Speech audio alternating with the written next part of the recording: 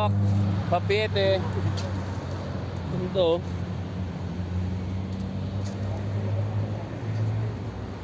Port nila yan, no? Ganda, oh. Ilaw. May tutor kita sa ano, sa bagong project ko sa Pasig. Ito yung Bagong project mo to? Oo. Grabe, ang ganda. Under renovation siya. Under renovation? 6 months pa bago tuluyan, operational siya. ano tawag mo dito sa lugar na to, pare? Ito, Private ba to? Private? Oo.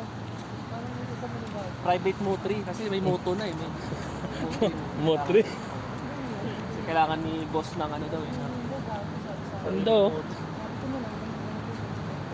Pa naman siya fully developed kaya Ayan, oh. Mga yate, oh. Sa'yo din lahat yan, pare? hindi pinaparentahan yan para extra kita.